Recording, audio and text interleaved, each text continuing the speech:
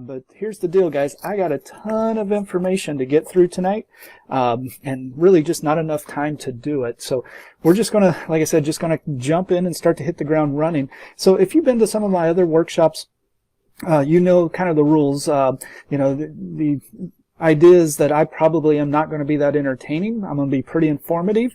There'll be some spots where I might make you laugh a little or giggle a little, but for the most part, this is more about information. I hope that you're going to take this information and run with it. You know, one of the things we'll talk about at the end again is that information is not power. Knowledge is not power. It's the application of that knowledge that's power. And so I really hope that everybody that watches this gets something from it, but not just mental knowledge, but actual life change, right? So, you know, if you're going to put in the time to listen to it, really lean in and try to figure out what you can take from this class.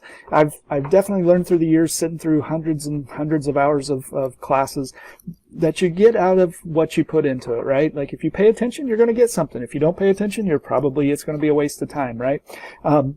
And so really, I hope that everybody just kind of jumps in and really grabs something. And this is actually a repeat class. Like the information I'm going to share with you is stuff that I've shared before. But sometimes we're in a different place, right? And we need to hear things again.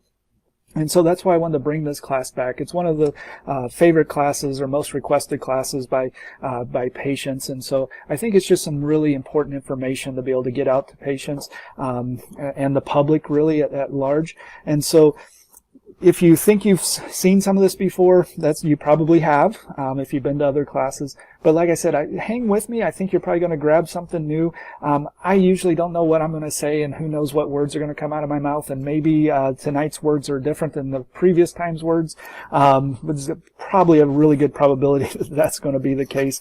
So I hope you get something from it. And as we jump in, just hold on. Like I said, we have about 69 slides to get through. And so I probably better get started, get past the intro.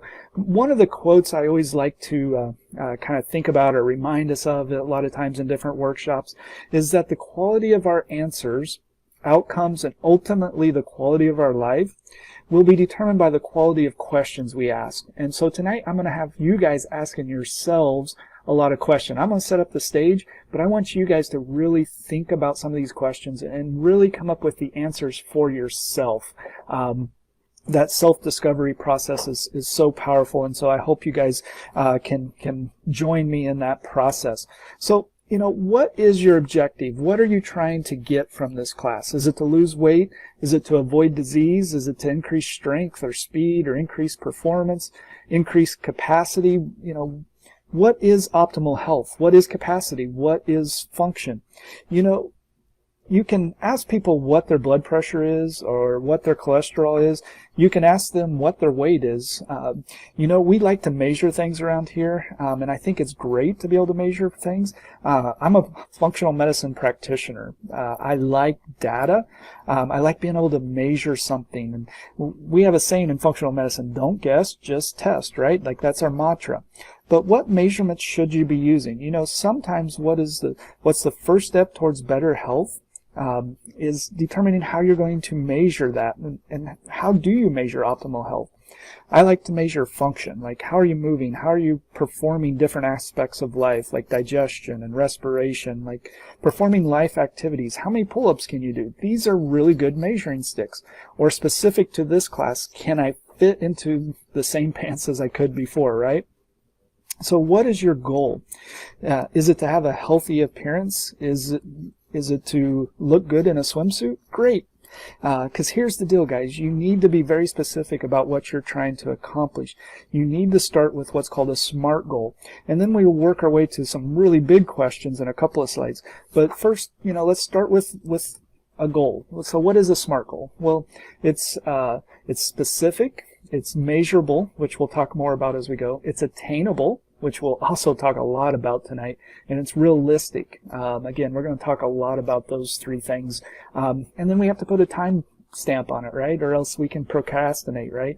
You know, in a lot of my other classes, I talk about the fact that we're in a health crisis in the United States, I think really for three primary reasons.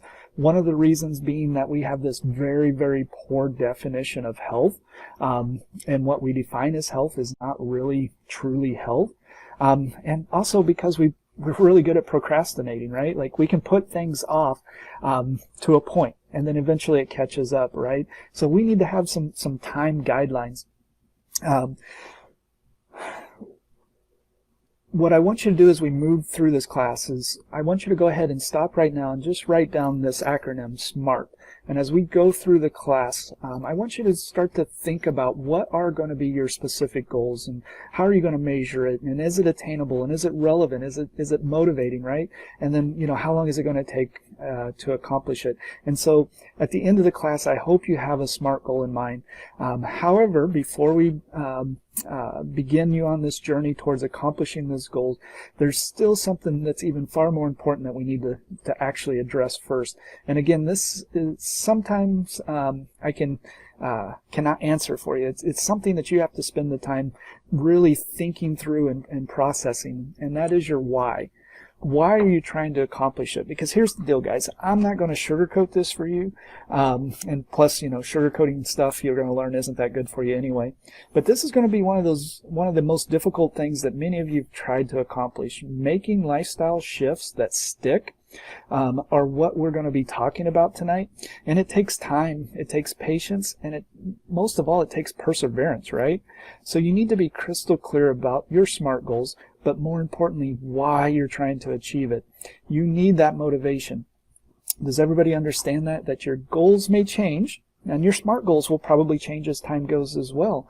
But your why, if you really dig down into that why, it's not going to change that much. So look, guys, if losing weight is your goal and the reason why is so that the guys turn and look at you when you walk by, or you just want to look good naked, hey, that's great. If that's your goal, that's great. But how are you going to measure it? And once the guy turns and you achieve your reason for your goal, are you going to slide backwards at that point? You need to be crystal clear about this. And how are you going to measure your progress along the way? Is it a certain waist size? Is it a thigh size? Is it a confidence level? How will you know when you're moving towards or away from your goal? These are all things you need to think about. So just like we talked about in other classes, you need to determine where you are, and then determine where you want to go. You really need those data points along the way. Now, I'm an idealist, and maybe not as idealistic as I once was. Perhaps I'm becoming slightly more of a realist as I age, but at my heart level, I'm still an idealist. I believe everyone that comes to see me is coming because they want optimal health. Like, patients are just lined up around the building because they want to be as healthy as they can possibly be, right? Yeah, I know that's not the case, right? It's because their back hurt, their neck hurt, they have a headache, right? Like, they want something gone. But my hope is that ultimately an underlying force is that they want to be as healthy as they can. And I think that's why you guys are watching this class tonight. And that's why people make lifestyle changes. The truth is that you make lifestyle changes for many, many reasons. We make lifestyle changes for basically two primary reasons. For either pleasure or to avoid even bigger pain than the pain of changing, to avoid the pain of not changing, right? Like, we're either pleasure motivated or pain motivated, and the pain of not changing is often what has to be the primary driving force for making that change, because change is painful, right? It's not fun, it's never pleasant, it's always uncomfortable, and for some of you this is going to be a pretty big change to start to live in a different direction. And so you needed to be, like I said, even super crystal clear about why you're trying to do that. In reference to tonight's class, I know you're probably not listening just simply because you want to be healthier. That's great. That's a goal, but it really needs to be a bigger why. And it really needs to be a personal why. So your short-term goal, your SMART goal, might be to look good in a swimsuit, right? But what's the bigger why? Why do you want to look good in a swimsuit? What's the goal with that? So really kind of dig in. I'm going to try to tailor this class to that in mind. because even though I'm an idealist, I do live in the real world. And while I do wish I could tell you I was always motivated by the idea of creating optimal health in myself, that's simply not true either. So look, I'm going to be coming at you pretty hard tonight, and the truth is I don't have time to sugarcoat some things the way I wish I could. I'm going to share my personal journey with you and confess some of my own struggles along the way. But again, some of this stuff I'm going to share is going to come off as blunt or perhaps even rude. And I want you to hear my heart when I'm talking about this stuff tonight. Some of it's going to strike you, and I think that's okay. But for those of you that this class you were at a couple of years ago, you may have remembered that I shared a little bit of the journey that I had with my hips, right? And so I know some of you are new, so I'm going to catch you guys up on it. But in the middle of tonight's class, I'm going to share some of the failures along the way, and at the end, I'm going to talk to you about kind of where it's been in the last bit. So my story a few years ago was that just due to busyness of life, my excuse and probably most people's excuse, right? And I could give you a detailed list. Most people, I think my excuse is actually pretty good. But the truth is that excuses are just self-justifications for bad behavior, right? So I'm not going to reinforce my bad behavior by verbalizing my excuses. That was good, guys. Somebody should rewind and listen to that, because that was free. Reinforcing bad behavior by verbalizing my excuses. Anyway, one of the activities that I've really enjoyed through the years has been golf. But when we had kids, I basically quit playing golf altogether. I only played maybe once or twice a year. And one of the reasons I worked out through the years was so that I could play quote-unquote good golf, right? I know not some highly moral reason to work out. It might have been what some see as a shallow reason why, but it was my why, right? It's what motivated me to keep working out a lot of times. I point that out only to let you know your why is personal to you, and it does not need to be some high moral reason. It just needs to be enough to get you to the gym, right, or to put the cookie down. It doesn't have to be, like I said, always this idealistic situation.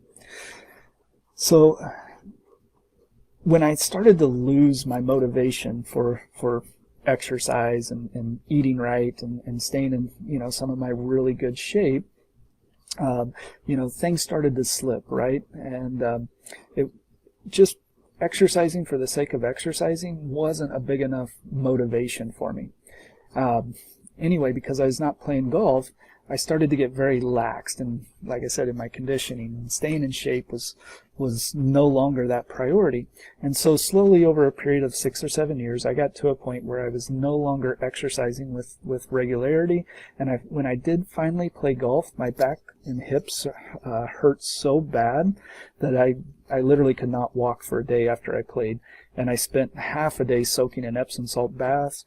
And it was one night when I was laying in the tub, barely able to move, that I really realized I had some serious problems. And I remember saying to myself when I was sitting in that tub, self, you're okay doctor, pretty good one on many accounts. What would you tell yourself if you were the patient? So the next day I ordered some x-rays of my hips and realized what was happening. They were slightly malformed and were starting to degenerate already. Knowing what my options were, and I started implementing a plan. But here's the deal, guys. I remember when I first started trying to dig out of my hole, I tried to go for a walk to start to get back in shape. I only made it about a quarter of a mile before my hips were killing me and I had to turn around. I basically could not even exercise to get myself back in shape. I started regular chiropractic care. I started on an actual treatment plan instead of, kind of whenever a doc dropped by, I would usually treat them and they would treat me, because there's a number of docs that come here to get treated, so it just kind of worked out. But it wasn't a real treatment plan, right? So I needed to get on a real treatment plan. I started some massage work. I started eating better, because over time, not only did I lose muscle, but I gained about 15 pounds of fat and lost about 12 pounds of muscle, which most couldn't tell because I'm an ectomorph, which we'll talk a little bit more about later. But anyways, based on my x-rays, I knew that I either needed to give up and be limited and probably consider surgery at some point once they got bad enough to require surgery. But I did not really want to give up golfing or hiking. So I started to set up my SMART goals, and over about a 6-month period, and man, it was painfully slow, to be honest. One of my first goals was to get out of pain. I mean, that was one of my first SMART goals. Then it was to walk about 10,000 steps a couple of times a week. And after about 4 months, it was to walk 10,000 steps every day. Even in the snow, I was committed to it. I remember walking in my snow boots, my mucks, right? But over time, I dug my way out of that hole. And I tell you this story to say, don't look at me, but to say, hey, I understand. My goal was, yes, to get out of pain, to get in better shape, to hopefully be able to hike with my kids, and ultimately maybe play golf again. I didn't know if I was going to be able to be honest. So after about 6 months, though, of pretty intensive and focused, short-term goals, I felt confident enough to set up that golf trip with buddies, partly to keep me motivated and have a goal date. And at 8 months after starting that journey, I was able to go golfing and not just play 18 holes, but we played 72 holes in just 2 days, and I was able to do it without an ounce of pain. Now, I wish I could say I played the best golf of my life. That's certainly not true, but I was able to do it, and I was able to enjoy it and have a great time. So again, I tell you this long story just to illustrate how this works. And while I wish optimal health was really everyone's target, it should not be your immediate goal. You need to have some stepping stones along the way. So now we get started with tonight's talk, right? I still have like 67 more slides. But unless you understand this part, the rest of what I'm going to talk to you about and share with you is simply going to go flat. And this class is simply going to be another fad that you tried and quit. So I hope each of you spend some time answering those first few questions. I plan on sharing some secrets and some shortcuts and the cheat code, if you will, tonight. But the truth is, if you spend some time answering these questions and determining your why, you're going to be motivated enough to go to find your own answers, right? And if you figure out your why and set up your SMART goals, you're going to find your solution. So we better start talking, or else we're going to run out of time before I even get to slide number 2. So like I said, hold on, buckle up tight, because we're going to be jumping in and going hard and heavy through the rest of this. Well, kind of. I forgot about this slide. So when I was, a number of years ago, when I was shopping with my daughter on a daddy-daughter date, we were at the mall, and we walked by the jeans store, and it had this sign that said, skinny is sexy. And later, as I thought about it, I was a little heartbroken, and for a couple of reasons. First of all, this is the message being sent to the girls in our society, right? Like, skinny is sexy. But then I was a little heartbroken when I realized, my daughter is very healthy, but she tends to be more of an endomesomorph. She will never be super skinny. She'll be 10 times healthier than many of the skinny girls. So I'm kind of pushing back on the idea that skinny is sexy. Instead, I'm going to say healthy is the new sexy. And when my staff saw this slide a while back, they were like, are you sure? And I was like, yes, I know it's a little edgy, but here's the deal. If patients don't get a different perspective here, I know the perspective that people are getting out there, right? And so I want to push back a little on the idea that sexy is skinny. I'm going to say healthy is the new sexy, right? So here's the deal, guys. Here's some brutal facts. And the truth is, I have very few original ideas. I mostly go to the research, see what it says, run it through my filter of knowledge that I've gained through the years, and teach that, right? Like, which, by the way, for just a quick second, I'm going to get on my soapbox. In society today, we have this real issue with becoming an instant expert, right? We read someone else's interpretation of research or a current event, and we think we know, right? And over the last few years, this has really become even more terrible and continues to creep outward. It's all over in science now that we take a snippet of a research article that was researching maybe something entirely different, and somebody pulls it out and writes this whole article on, hey, exercise is bad for you or something, just some crazy idea, right? And so, just, I guess while I was on my soapbox there, just be careful of interpreting other people's ideas, right? So anyway, what does the research say? It says our present obesity epidemic is both troubling and informative because adiposity, fat, is largely caused by poor diet, excessive calories, and inadequate physical activity. Emphasis on more downstream risk factors such as hypertension, dyslipidemia, diabetes all address neither the root cause of obesity nor its full cardiovascular effects or consequences, right? So, and we're going, like I said, we'll keep breaking this down, but basically most of the stuff we are treating in society is a downstream product of an upstream problem, right? We really need to get to the root cause. And as we work our way backwards, one of the things you're going to discover is being overweight is a risk factor for all these other diseases, but being overweight is actually a symptom of another underlying problem or multiple underlying problems, right? And that's what we're going to spend most of tonight's on. So anyway, an abundance of evidence suggests that lifestyle factors, including exposure to chemical carcinogens, and we're going to talk just a snid bit about, I wish we had more time on that one, physical inactivity and diet play major roles in development of common cancers. The current human diet contains a variety of mutagens and carcinogens that lead to the initiation of cancer and other chronic diseases. And I'm also going to tell you it leads to fat. The prevalence of overweight U.S. adults has increased dramatically during the past 30 years, with type 2 diabetes representing what is perhaps the most serious obesity-related consequence. I would say death is probably the most serious consequence, but type 2 diabetes is pretty well linked to that as well. So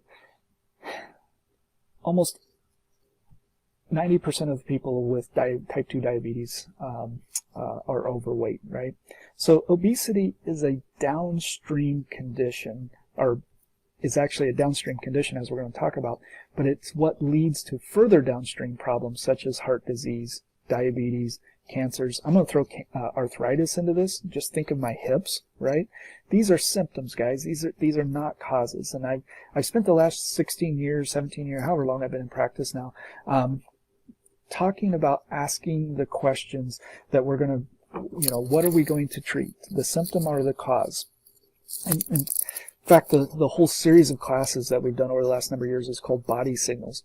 Have you ever thought about heart disease and diabetes and cancers and arthritis are really just symptoms? And one that has some of the more common underlying cause is obesity. But like I said, even obesity is a symptom, right? And what does the research say about the symptom? Poor diet, lack of physical activity. And this is a serious problem, guys, and it's real and it's fatal and it has serious consequences. So one of the things, again, I can't land this plane softly. I can't sugarcoat it. Like I said, sugar's not good for you anyway. But one of the things we really have to start to hold on to or start to grasp is the idea that when we become fat, we are sick. It's those two things are just so intertwined. Obesity is the linchpin to most common diseases in the U.S. It's not a correlation. It's not association. It's a direct link to these diseases, right? So we really just need to call it what it is. Fat is a sickness.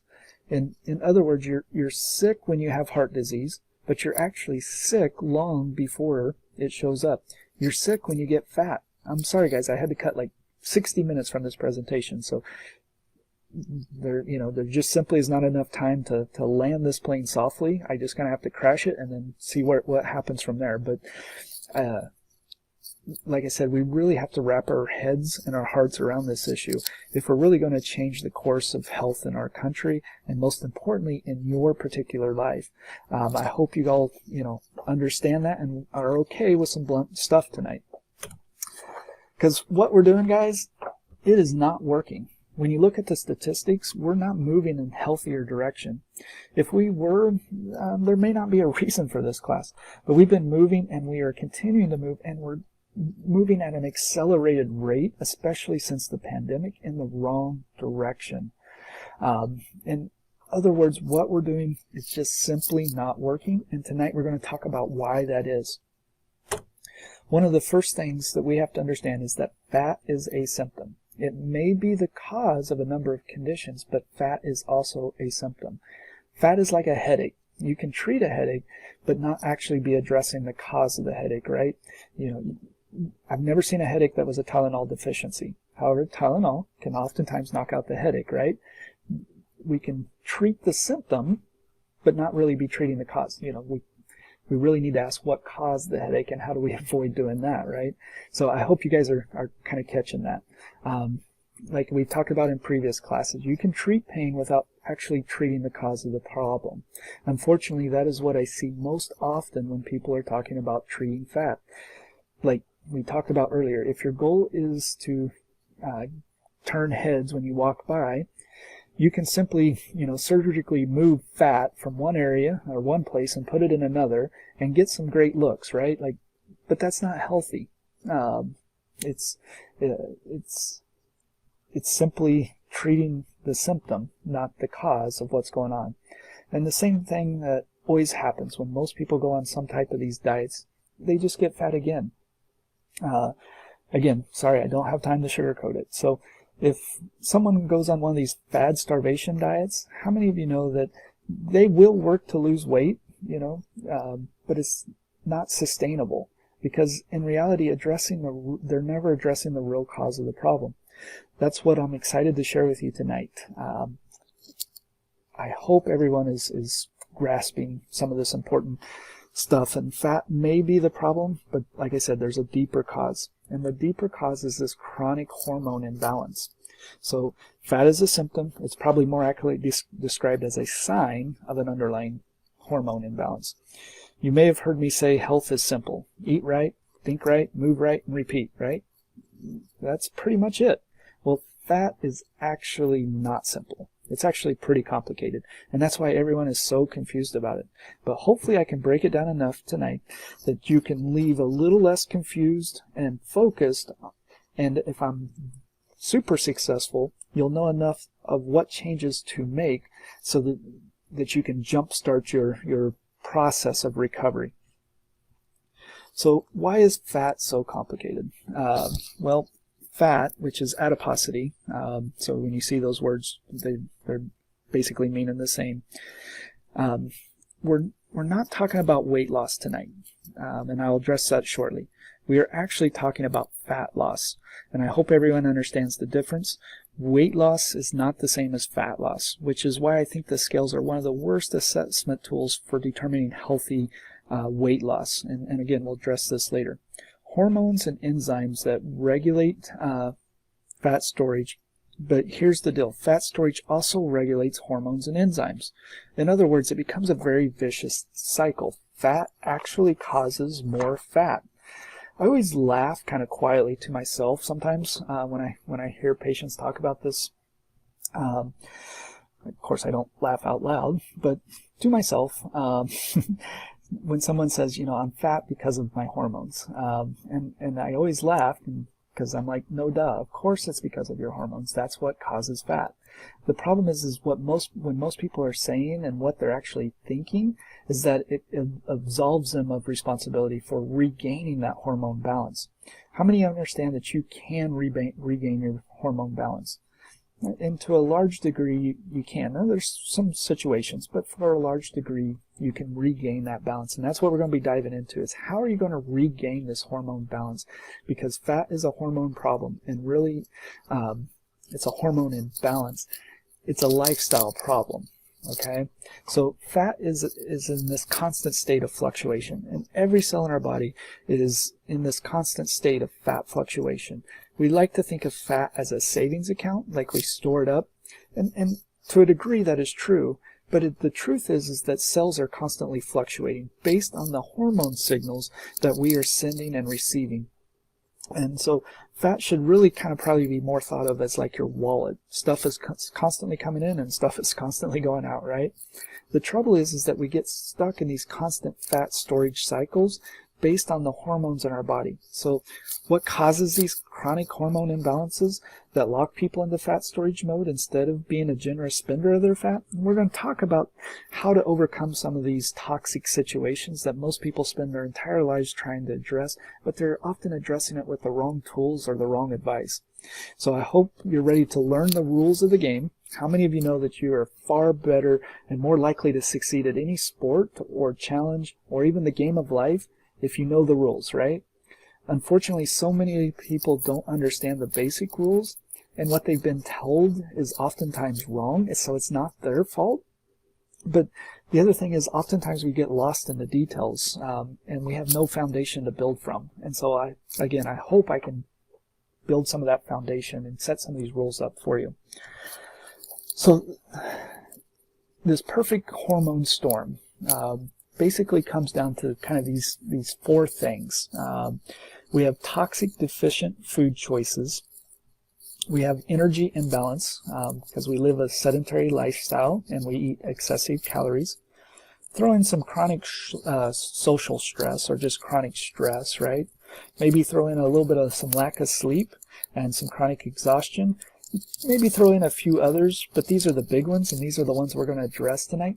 But these are the things that set up this chronic hormone storm that leads to the symptom of fat. So how do we regain control of our hormones? Well, we eat quality foods. We eat the right food quantity.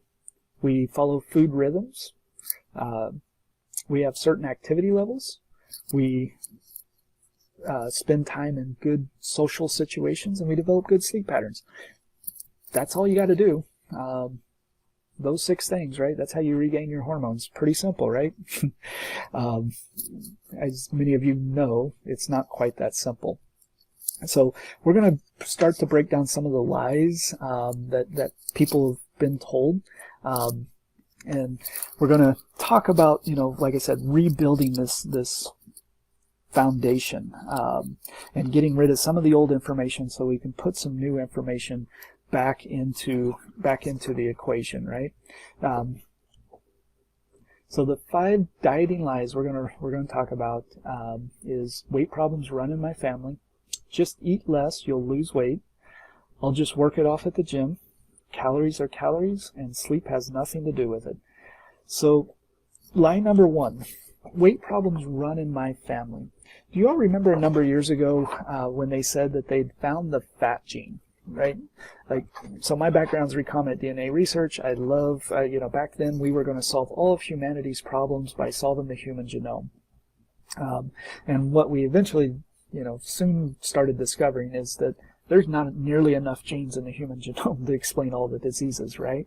And so what's now understood, so back then we thought, probably 90% of human diseases were genetic. There were genetic reasons for it, and if we could solve the genetic code, we would solve all these diseases. What we now know is that probably more like 5 to 10% of the diseases are genetic. The other 80 to 90% are lifestyle based, or the environment that we live in based, right? And so anyway, they found this fat gene a number of years ago, and it was all over like Time magazine and all this. But you know what happened once they thought they found this fat gene? When they fed the mice that had this bad, quote-unquote, bad gene, but when they fed them healthy rat food and added some B vitamins to their diet, the fat mice stopped getting fat. So, of course, as we talked about earlier, the instant expert, someone read that study and said, obviously adding B vitamins is the key to weight loss. And then so for a few years after that, everybody was buying B vitamins everywhere as this new secret to weight loss. So, the truth is, guys, we all have certain genotypes and we all have certain phenotypes that do dictate to a certain degree the characteristics about us. And to some degree, those things show up. Yes, so part of it is genetic. I get that. However, healthy composition, what we actually express is kind of this confluence or this meeting point, right, of our genes, our environment, our lifestyle. That's what our body composition is. We know that genes do not change, and in an environment we have some control over. And like I said, I wish we could spend more time talking about That's, the environmental crazy stuff that's going on. But guys, do you realize because the amount of endocrine disruptors that are out there, which are hormones that we're exposed to daily, it's sad and it's crazy. And like I said, I wish we had more time to talk about it. But we're going to focus on what we probably have the most control over, which is our lifestyle. So, if you're interested, I challenge you guys to Google endocrine disruptors. It'll start to really make you look at things a little bit differently. But like I said, we're going to spend most of our time talking about lifestyle in this class. So let's look at the trends just a little bit so I can, kind of dive into this lie about, it's just genetic, right? So if we look at the obesity trends over the last 20 some years here, and obesity is defined as 33% of your body is fat. Okay, so that's what definition, and that's a lot, right? 33% of your body being fat. But I want you to look at these years. So 1990, there's a few blues, light blues, and some whites. So 10 to 14% of the United States was considered obese at that point. By 1998, basically about 15 to 19% of the U.S. was overweight. By 2006, and I haven't seen an updated slide like this, so I guarantee it's worse now, but in 2006, it was up to 25 to 30% of the country was overweight or obese. So let me ask you a question. Do you think we had a genetic shift that occurred over these 26 years? Or do you think that it's probably more to do with lifestyle and to some degree environmental shifts that have occurred? So don't tell me that obesity runs in your family, right? If obesity was entirely genetic, we wouldn't be seeing this shift, right? So what's changed? Was it our genes? Probably not. Was it our environment? Yes. Toxins and endocrine disruptors play a role for sure. And perhaps I need to do a class on that at some point. One of the interesting things that I came across a while back was, did you know that based on the current trends, men will be 99% less fertile in 2050 than they were in 1950? So in those 100 years, we're going to lose about 99% of our fertility. And that's pretty scary if you ask me. So yes, I believe that endocrine disruptors play a big role in this as well. But some of those we have opportunity to limit our exposure to. So it still somewhat becomes a lifestyle issue, right? And so that's, like I said, it's not our genes, it's somewhat our environment, but it's ultimately our lifestyle that we have the most control over, and what has the most control over the amount of fat that we have. So we have to really eat right, move right, think right, right? Like, it's that simple. And then repeat. So we need to choose our environment, choose our relationships, choose our strategies, and follow through on the choices that we want to make. So health comes in all shapes and sizes, right? You can be healthy at many different weights. You can also be healthy or unhealthy as you want without changing weight. So, like I said, part of this is somewhat, genetic in a way. We basically have three extreme body types, right? And they're known as ectomorphs. These are typically your skinny people. Your mesomorphs, which are more of your muscle bodybuilder type bodies, and then your endomorphs. These are, typically a little squishier people, right? And so I want to talk to you endomorphs for just 1 second, though. You may think that you receive the genetic death sentence because you're an endomorph, but here's the deal. You're just incredibly efficient at storing calories or fat, right? And it can be a slippery slope for you. Someone like me that tends to be more of an ectomorph side of the equation gets on here and starts to talk about weight and fat, and in your mind you're rolling your eyes. Yeah, you just don't understand. Right, let's be honest. How many of you are thinking that, right? Like, Dr. Mills, he can't teach this stuff. He doesn't understand. Well, you've already heard part of my story. You'll hear more of it as we go. But here's the deal. For those of you in the endomorph crowd, and even myself in the ectomorph, I always wanted to be more of a mesomorph, right? Like, we're never like quite satisfied with the way that we are. It's always, grass is always greener, right? But here's the good news for you endomorphs. So, you know, if you're into this kind of thing, one of the more attractive body types, percentage-wise for men, is healthy endomorphs. But you do have to be careful because you are very efficient at storing fat and can appear overweight very easily, which I know is frustrating, again, when you're listening to an ectomorph. But like I said, I'll tell you a little bit more on myself as we go through this class. So now the truth is we're never really one pure mixture, right? Like we're this combination or this confluence of the extreme endomorphs and the extreme ectomorphs and mesomorphs.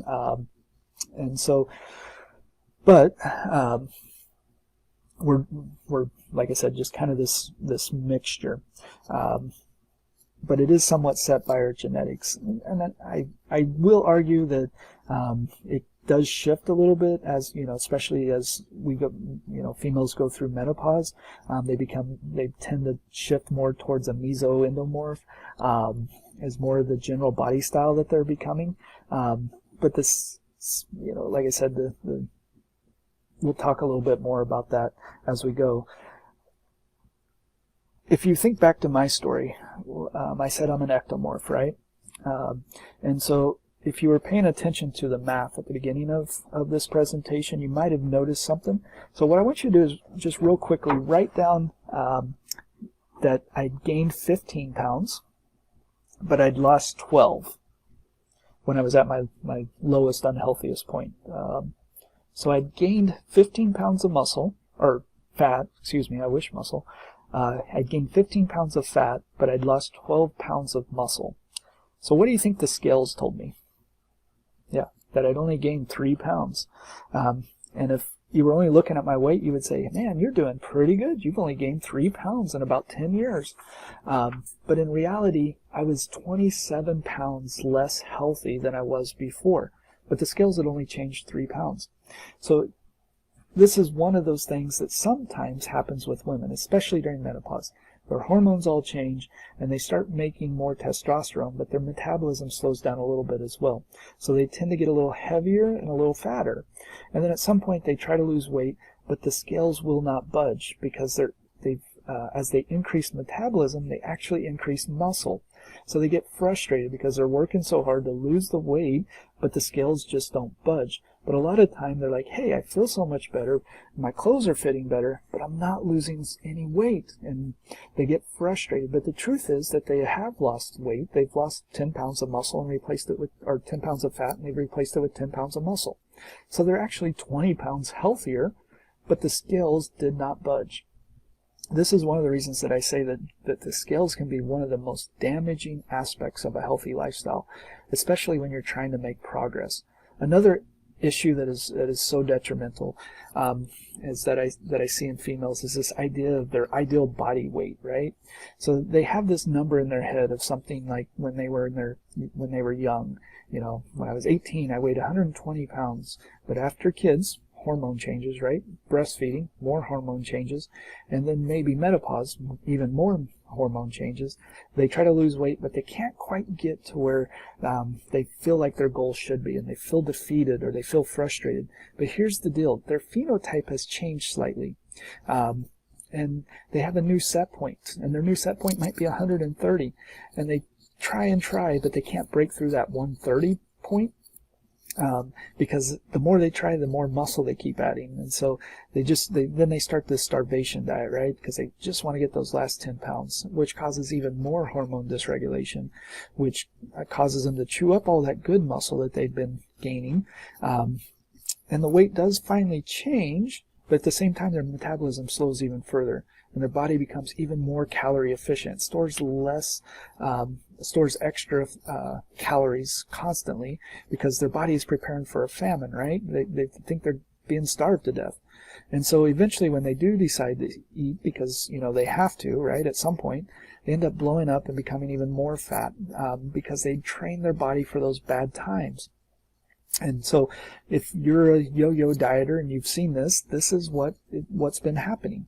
And this is why when I saw that sign at the small, the skinny is the new sexy, like I said, it made me sad because, like I said, she's more of a mesomorph, kind of an exact split between an endo-ectomorph body style, but she's never going to be super skinny. And if she is, it's because she's starving herself, which is so much more unhealthy.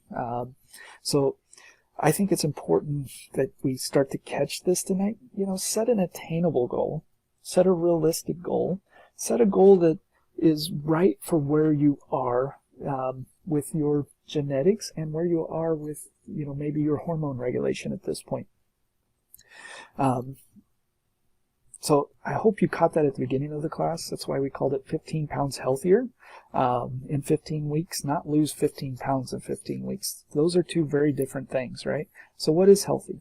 Well, there are several ways of determining this, but I think looking at body composition is actually one of the most important measurements, which is done with what's called a BIA, a bioimpedance analysis. And some of the good ones can cost quite a bit of money. There's a number of inexpensive ones out there that you can get at the store. The one that we use in the office, for instance, costs a couple grand, but it does provide a very good measurement. We do those in the office, by the way, for like $20. So if you're ever curious, just ask us about it. But what it does is it lets us determine how much lean tissue versus fatty tissue that you have. And there's kind of an optimal range. Like for men, it's what's considered optimal is between 8 and 15 pounds body fat, and for females it's 12 to 30. You know, females need to have a little higher body fat percentage because, you know, let's be honest here, guys, because God's, you know, he's a good God, right? He's a sculptor. So the trouble that I do see with scales is my advice is when you start a weight loss program, use the scales to, you know, do your arm curls with, but don't stand on them. Okay, so that's my advice. You know, maybe don't throw them away. Just use them as a weight. Abdominal measurements are good, like, you know, measuring around your waist and figuring out what that waist size is. But again, you kind of need to be careful with that. Body fat calipers are pretty good, but they can be fooled pretty easily as well because they're just measuring the superficial fat, right? Not the visceral fat, not the troubling fat that surrounds the organs and the tissues. And we're going to, again, talk a little bit about that, especially with you ectomorphs like myself. Body calipers are, you know, they can lull you into a false sense of security with those. So lie number 2, just eat less and you'll lose weight. Well, you know, if you start a starvation diet, yes, you will lose weight. As you starve the body, though, a number of things start to happen. The body starts to become more efficient. You go into the survival mode. And for those of you that have been in other classes, let me ask you, is your body smart or stupid? Right? We know that our body is incredibly smart, and it's very trainable, right? Well, what we do when we train our body in a starvation diet is we train the body to become more calorie efficient and to store any excess calorie that comes its way, just in case we encounter another period of starvation. And this is what happens, like I said, with the yo-yo dieting, right? You're training your body to prepare for starvation. And so we store all these calories up, and then when we fall off of the wagon or we actually start to eat normal again, we blow right back up bigger than we were before we ever started. And this is that torturous yo-yo dieting, and it's actually terrible for your health, guys. So please don't do it. Make lifestyle changes that you can implement for a lifetime, right? So I'm not going to spend a ton of time on that one. We'll kind of circle back to it in other classes, but calories are calories. So this is another lie that I think gets people in trouble. The truth is there are differences in the type of calorie and calorie combination. And this interaction, these chemical combinations of where we're getting the calories from and the nutrients that are being carried along with the calories are what really impacts our physiology and really impacts our hormone balance to a very large degree. So I want to talk just for one quick second about what food actually is. So food is both energy it's nutrition, but most importantly, it's information for the body. You know, energy is measured in calories. So that's what when we talk about calories, what we're actually saying is how much energy is in that food. Nutrition, like I said, is really information. And we kind of all understand that and accept that drugs work by changing our physiology, right? And I want you to think about this for a second. Think about how small some of those pills are, some of those drugs are, and yet they can have such an big impact on our physiology. Now I want you to think about how much more information is in 2 apples, right? There's a ton of information in there. Or worse, think about how much information is in a Twinkie. You know, we can feed it good information or we can feed it bad information, right? Now the thing is 2 apples and a Twinkie are about the same amount of calories, but 2 very different amounts of information and 2 very different types of information.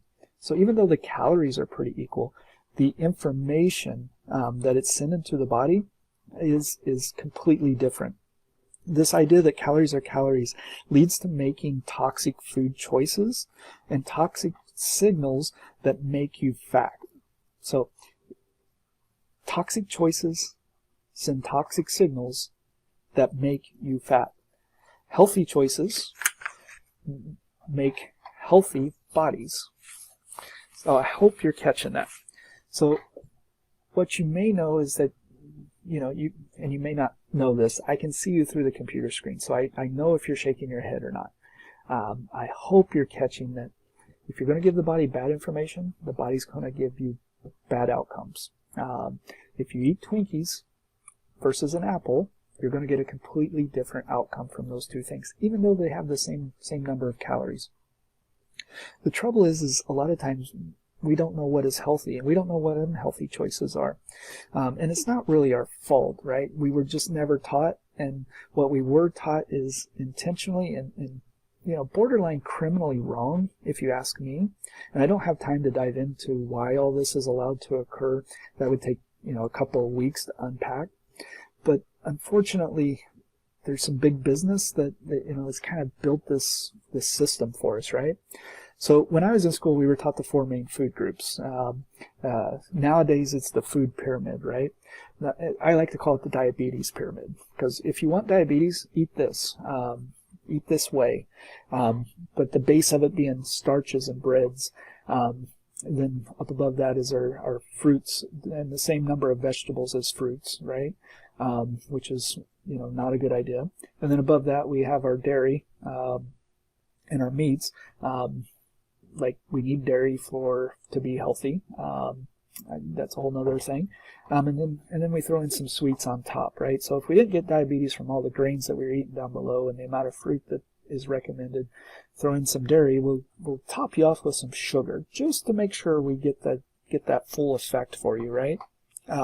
So like I said, if you eat the way that we are trained and what is considered healthy, it will absolutely make you sick. It will make you fat, and you will end up with a chronic disease. That's just the way it is. Like I said, this food pyramid was designed in our nation with all of its terribly corrupt lobbyists. A lot of it is for financial reasons, not necessarily because they think it's the healthiest for you as a person, but they believe it's the best for our society as a country and the businesses within our country, right? So, again, it's not your fault. The information you were taught was just wrong. So, if you want to know how to match your genetics and your lifestyle to what you really need to be healthy, you need to ask yourself, you know, what environment were our bodies and our genes molded to best fit in? And throughout most of history, our environment that we were created in was to be more closely aligned with more of a hunter-gatherer society, right? And so it's higher in carbohydrates, it's low in moderate good fats, it's high in protein, high in no refined foods, right? No dairy and no sugar.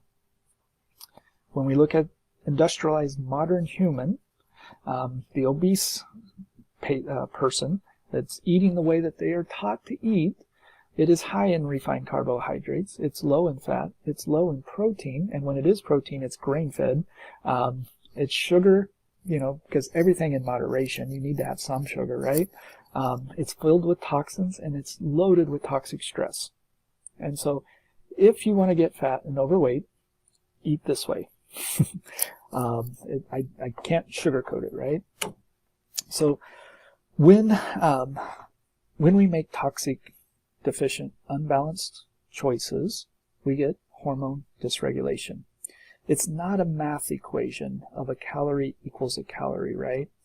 I don't have time to get into all the complicated pathways. We're going to talk about a couple of the hormone pathways tonight. But I hope you're understanding this is, like I said, this is not a math equation. Calories are important, but the source of those calories is far, far, far more important. And I hope everyone understands that.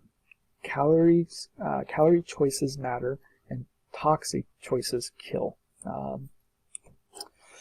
So, like I said, I wish I could get into all the hormones, and I wish we could dive into at least these three into much more depth than we're even going to be able to tonight.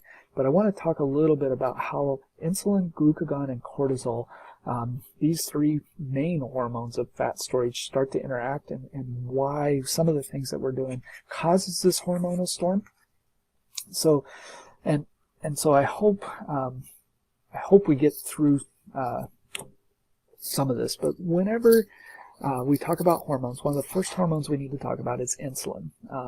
And whenever you hear the word insulin, I want you to think fat storage.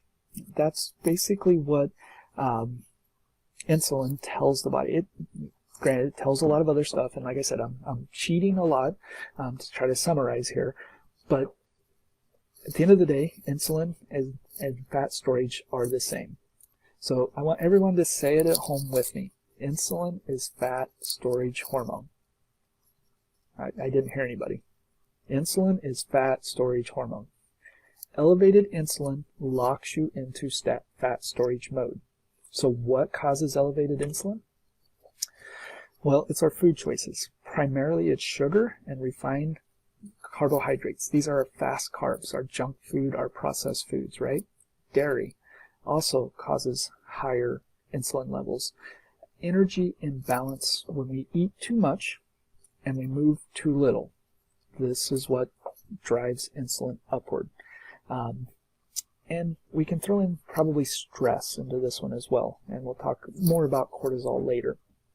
But when food goes into our body, our blood sugar goes up.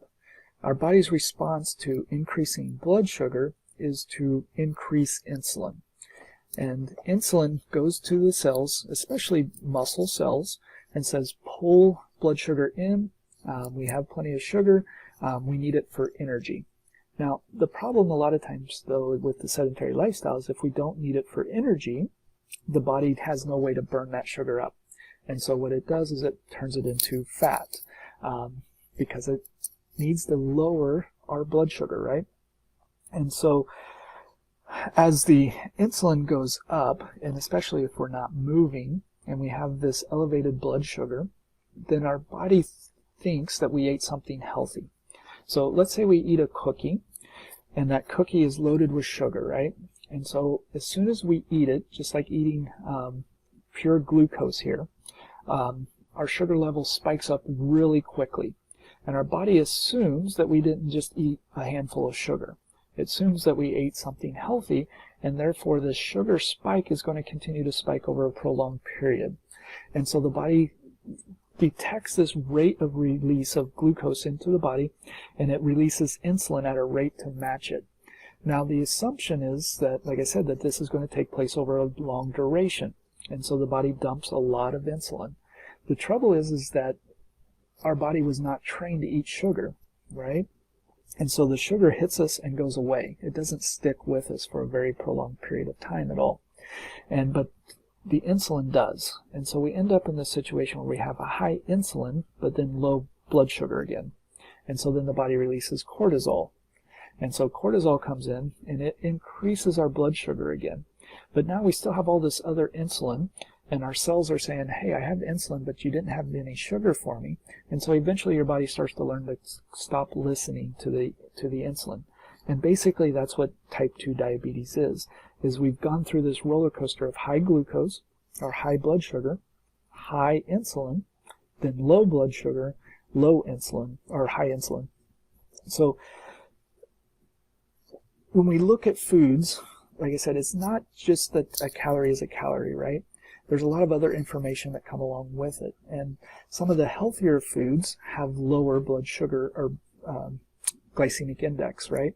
And glycemic index is even somewhat of a nuance too. There's another thing called glycemic load, which is probably a better measuring tool, but it's basically how fast does that blood sugar hit the how fast does it hit the bloodstream? Does that blood sugar rise when we eat it? And so, but what I want you to look at is some of these high glycemic foods. And I want you to notice that pretty much all of these things are processed food. Now, I also want to kind of point out that those of you that eat whole wheat bread for its health benefits, it's not because of its glycemic load. It actually has almost the same glycemic index as white bread. However, what I will say is whole grain bread has a lower glycemic load. It hits the blood sugar slower than white bread does, if that makes some sense, right? Because there's more fiber in there, so it takes a little bit longer. So that's where glycemic index can kind of be somewhat of a misleader of things, and why I do usually recommend if you are a diabetic, look at glycemic load as well, because that's probably just as important. But notice that all these things are grains, right? And they all increase insulin. And what is insulin? It's our fat storage hormone, right? So I want you to look at this graph. I know it's kind of blurry and it's hard to see, but it's a trend of obesity over time. And I want you to notice on this graph that there's kind of this spike, right, that occurs around 1980. It's what's called an inflection point. It's where everything's kind of buzzing along before 1980, kind of steady, kind of flat, and then all of a sudden we see this spike up. And now, I was born just right around this time, but I'm not going to blame myself for this. I don't think my birth is what caused this inflection point. And so, it kind of begs the question, well, what happened in 1980, right? What caused this start to change? Well, basically, if you look at what happened in 1980, it's when high fructose corn syrup hit the market, this cheap sugar, right? And so this idea that sugar is sugar, well, maybe it's not, because we've had sucrose, sugar, that's basic table sugar. It's been around since well before 1800. Feedlots came along in the late 1800s, refined grains, in the 1880s, vegetable, even hydrogenated oil, which is certainly not healthy for you in a lot of ways. It didn't have this spike in obesity. Once high fructose corn syrup hit the market, we suddenly start seeing this increase in obesity, and it's increasing exponentially, guys. So the idea that a calorie is a calorie, that's false. The idea that sugar is sugar, I also am going to say, I think that's false. So we need to talk a little bit about the elephant in the room here, right? Sugar addiction. It's a real thing. And if you are in sugar bondage, you're going to have to get ruthless with this, right? It does not belong in the house. The battle is won at the cash register, not at the refrigerator door, right? I wish I could talk about, all the effects that sugar has on the brain and dive more into that today, but I just can't. But I will hope that you understand how serious and real this is. Now, does this mean that I'm a bad guy saying, if you're in sugar bondage that you can't have sugar? Yeah, I'll be the bad guy. You can't. At least not until you have control over it, right? Instead of letting the sugar control you, you need to get control over it. And you might need to go cold turkey, and those dopamine receptors are going to kick your butt for it. but it's kind of like how much alcohol is okay for an alcoholic, right? I mean, we all know that the answer is 0, because it is a very, very slippery slope. And so if you're going to gain control over it, you may have to get very ruthless with it, because like I said, it does change brain chemistry, and it can become a very much an addiction situation with it. So the 7 top pitfalls of dieting. This is kind of Dr. Mills's kind of pitfall list, right? Drinking too many calories, well, of course, alcohol with the pandemic, but sodas, even diet sodas. Did you know that, and we've known for a number of years that diet soda drinkers actually tended to be heavier. They weighed more, they were more overweight. And over the last few years, we've really started to understand why that is, and it's for a couple of reasons. One is when diet soda drinkers drink diet soda, the body tastes that sweetness, but they don't get the sugar release, right? And so the body starts to get trained that it wants that sugar along with the sweet taste, and so they tend to overeat when they do get calories. So then they gain weight, right? So they're drinking diet soda so that they don't gain weight, but it makes them eat more, so then they do gain weight. But it also messes with the hormone ghrelin, and that's one of those fat storage hormones as well, along with insulin, and it changes your appetite as well. So you get hungrier, and so again, that's why you end up eating more. So anyway, just don't drink soda. Your body really just needs water. That's what it was trained on. So too many fruits. I talked a little bit about that. That can be dangerous. Fruit is healthy for you. You need to eat some, but we need to be careful of how much fruit, and just doing too many smoothies, right? Fruit smoothies can be detrimental to your diet. Dairy is detrimental. Eating too many grains. Unhealthy snacks. I think snacks are great, but unhealthy snacks can ruin a diet. Post-exercise binging. And skipping breakfast. We really need to set that metabolism, and breakfast really is that most important meal. So these are the don'ts, right? So if I was to have this secret diet and I wanted to, sell it on, Oprah or whatever show is on now, it would kind of be a Paleozone, keto-ish, modified Mediterranean diet. I don't care what you call it. This is basically the 9 things that I would have in it. It would be unlimited non-starchy vegetables, your good carbs. You could have all the broccoli you wanted to eat, all the cauliflower you wanted to eat. You could eat it anytime, any place, anywhere. It would have no refined grains. Those are the bad carbs. It would have plenty of fruit and berries, but it wouldn't be just fruit, right? There would be some fruit and some protein, or some fruit and some veggies. It'd be relatively high in animal protein, but not grain-fed, but grass-fed animal protein. It'd be a moderate amount of good fats. It'd be very high in fiber, hence a lot of your non-starchy vegetables as well. Be low in salt, sodium and potassium. High in potassium, low in sodium, excuse me.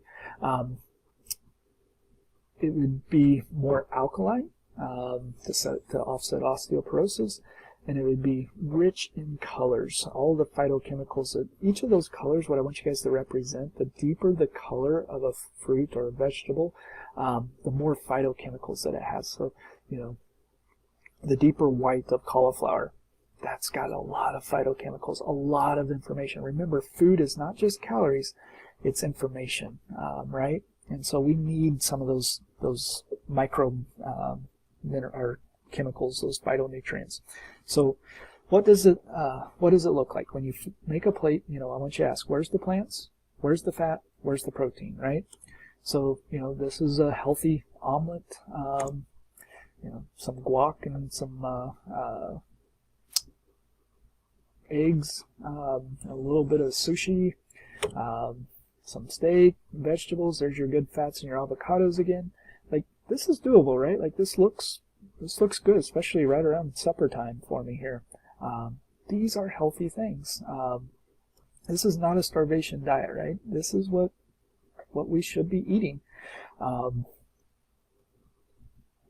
So the do's and don'ts. So do's, non-starchy veg, some fruit, meat, poultry, fish, range-fed eggs, natural fats, some nuts and some seeds, and drink lots of water. The don'ts, your processed grain, your refined carbohydrates, your breads, your cereals, your sweeteners, your bad vegetable oils. So these would be like your sunflower oil, your soybean oils, your rapeseed oil, which is also called canola oil, dairy products, and then we already talked about the soda, juices, and alcohol. Your good oils would be more like your olive oil, your avocado oil, coconut oils. Those would be your veggie oils, right? So the perfect hormone storm, toxic food choices. Now we're going to talk a little bit about sedentary lifestyle before we get to social stress. We're almost there, guys. So when we try to supplement a bad diet with exercise, we fail. However, we also fail when you just live a sedentary lifestyle. So, did you guys know that animals in the wild don't have heart disease, cancer, and high blood pressure, and or obesity? But when you put them in a stressful environment and limit their mobility, like a zoo, all these animals get sick and they get fat, and we're no different. We become captive humans, right? We've engineered movement out of our lives. And when we don't move, and especially when we're under stress not moving, like sitting at a computer working, or just the fact that we're not moving, tells the body that we're either trapped or we're dying, which is a stressful event, which in and of itself actually causes cortisol to start to spike.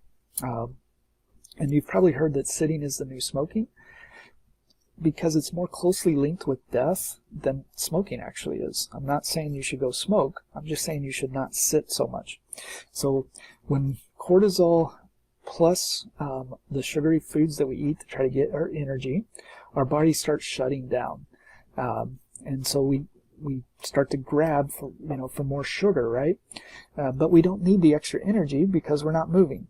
So we start increasing glucose, which ultimately causes our insulin to rise. And then eventually our body stops listening to insulin and we become insulin resistant. And of course, we end up becoming overweight, we become cortisol thick, and we become diabetic, right? So when we don't move, like I said, our cortisol starts to spike. And this spike causes our blood sugar to spike. And as our blood sugar spikes, our insulin spikes. And as our insulin spikes, we get fat. That's the summary version of this slide.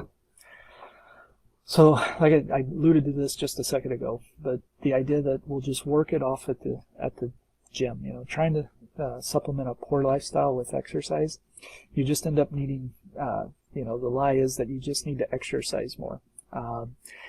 It's not going to work out well. Yes, there's an energy balance situation, but it's not a simple math problem because a calorie is not a calorie, right? We already talked about that. So simply burning calories is dictated by our hormones, which is regulated by what we ate. So we can have the best workout routine in the world, but if we're creating this hormone storm with bad food choices, even if we're not eating more calories, we still get fat, because our body is very energy efficient. It's hard to burn and it's easy to eat. You can treadmill for about 20 minutes and burn about 200 calories if you're actually working really hard on the treadmill. And then if you grab that quote-unquote healthy blueberry muffin, which, like I said, is grain-based, gluten-based sugar, so it's really not a healthy choice. But if you grab that healthy blueberry muffin, that's about 200 calories as well.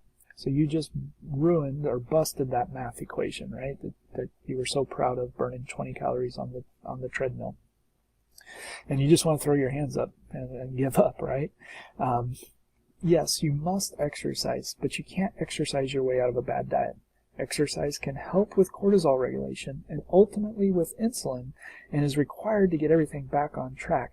but you cannot exercise your way to weight loss. It just doesn't work. Weight loss is about 70% diet and about 30% the gym.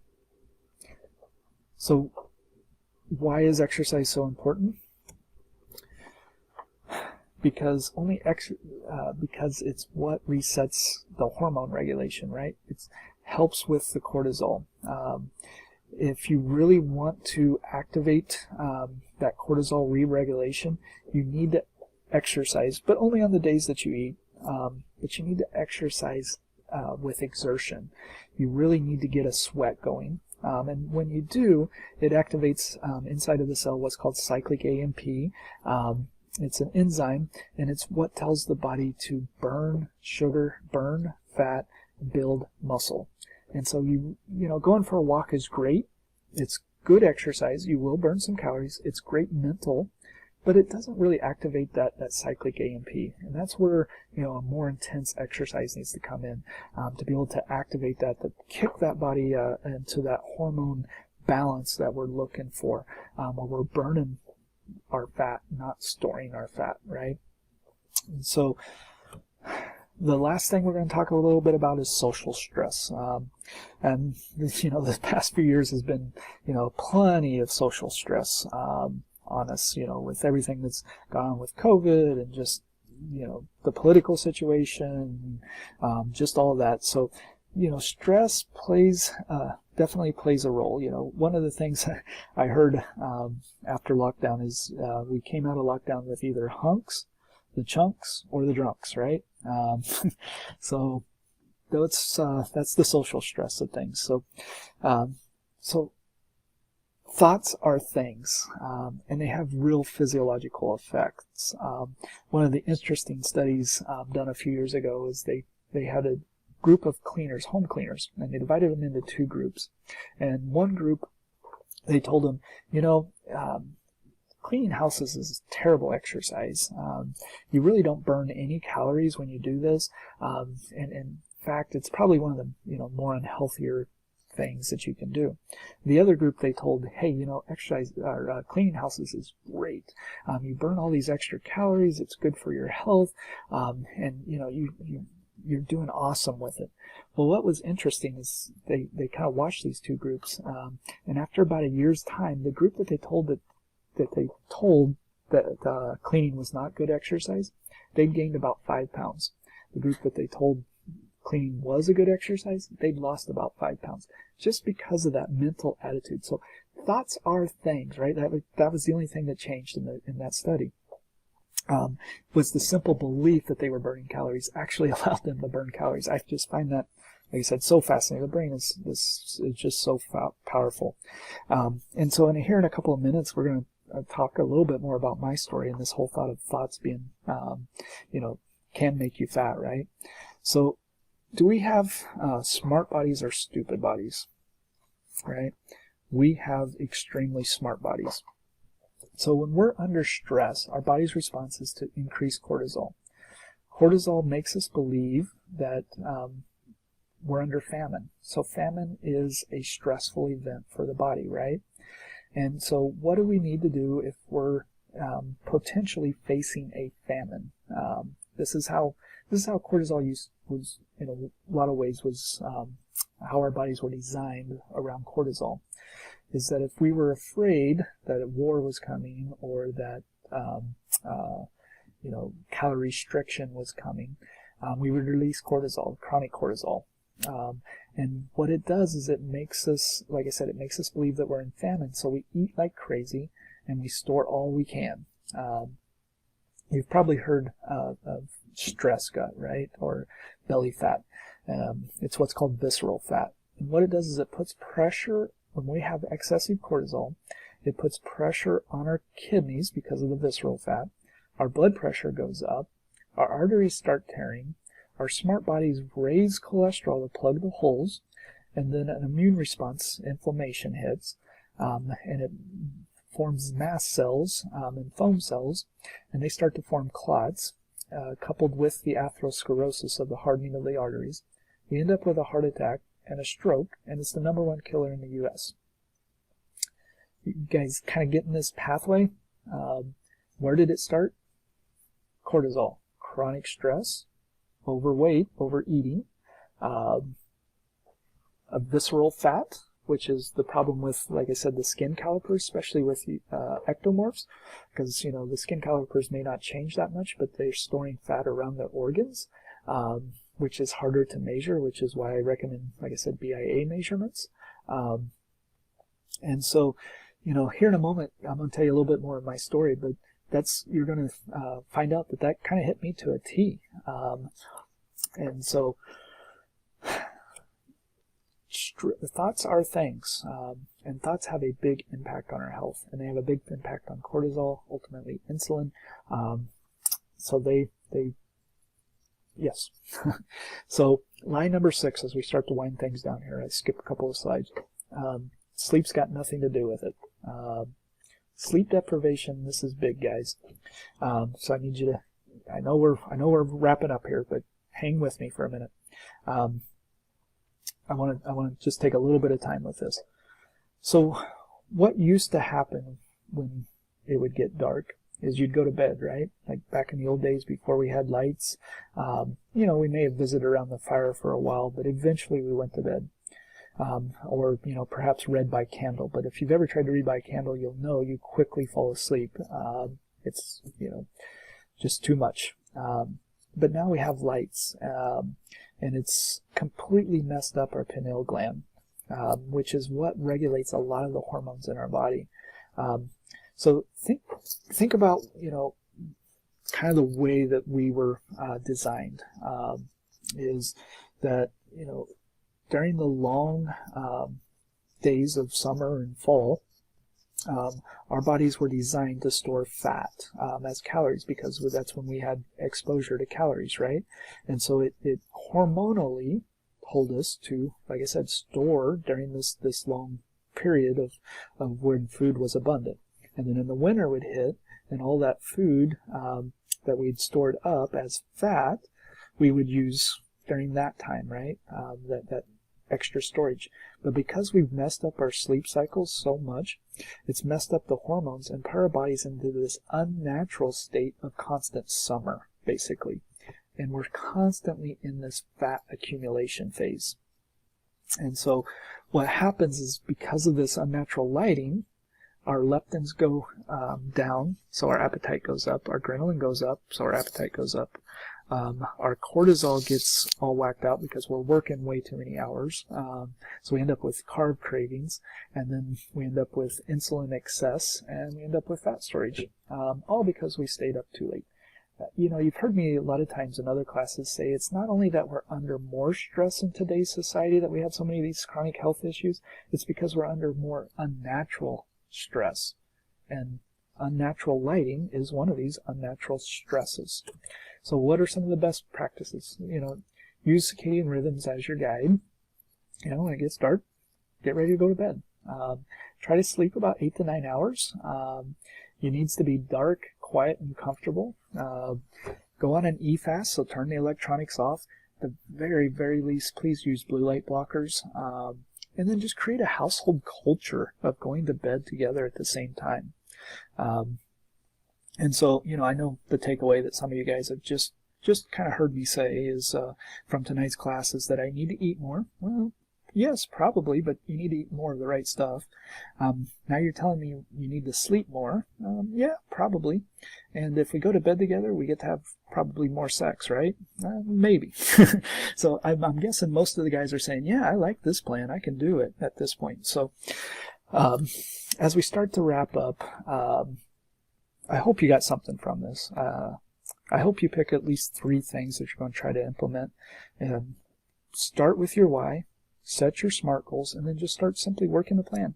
It really is that simple. So I'm going to share a little bit more of my story, my journey. So this year has been super stressful, for our household. For those of you that, maybe are watching that don't know me, or just joining us for this class, set the stage a little bit more for those of you that like I said, that don't know. My wife battled breast cancer for about 6 years and did it extremely well. But about a year and a half ago or so, a little more, cancer had started to wreck her body to the point that it was starting to shut down. And unfortunately, she ended up passing away. Obviously, the mental, emotional stress was enormous. Taking care of her in and out of the hospital, running a business, a home, and then the grief. And to some degree is still very rough time, but it was a very, very rough time. Now, granted, I have an amazing support system, and they helped prop me up when I was down. Helped me up when I was exhausted, and I'm so thankful and so blessed. But the mental stress took a real toll on me. It started to mess with my sleep, and of course, it just completely wrecked all of my hormones. Hence, why we're probably planning on doing a testosterone class next month for you guys, assuming I get it put together. But anyway, in the middle, I told you about the success of going on my golf trip a few years ago, and that I had achieved my goal. Well, that was true then, and I'd fought myself back to health. But like I said, after the last couple of years, things had started to slip again. Well, I did keep a number of the good practices in place, like regular adjustments, regular walking. I actually got into martial arts a few years back, by the way. My hips had improved to the point that I started karate. But my eating habits had started to slip a little because I was, just exhausted. My more intense exercise had gone away. My sleeping habits had kind of dissolved. I did not have the energy to exercise the way I wanted to because, to be honest, my cortisol and adrenal system had started to shut down. Plus, I wasn't sleeping well, which caused my cortisol and adrenal system to shut down, which caused me not to sleep late. So you get into these bad cycles, right? And then you throw in some bad diet and just that immense emotional stress. And so even though I did not feel like exercising, in a way, it was my body's way of protecting me because of the hormone dysfunction that was occurring. I think if I had exercised, I'd have pushed my body over the edge during that time. And the few times that I did try it, it just wrecked me, to be honest. And so eventually, I found myself in pretty bad shape. And remember, I'm an ectomorph, so my weight had not changed much. The scales lay, right?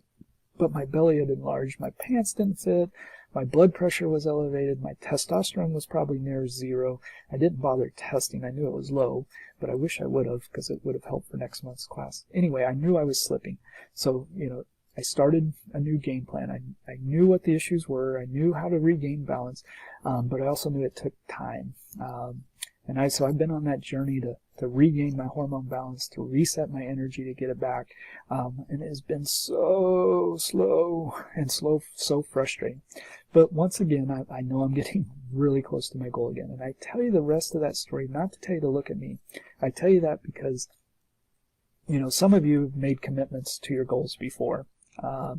And some of you have even listened to this class before. And at this point, you're probably kicking yourself, that once again, you've slipped, you've developed bad habits again. And there may be some regret about, falling off of the wagon and, maybe feeling like a failure again. Like I said, you may feel like, man, I've heard all this stuff before. I know what I should be doing.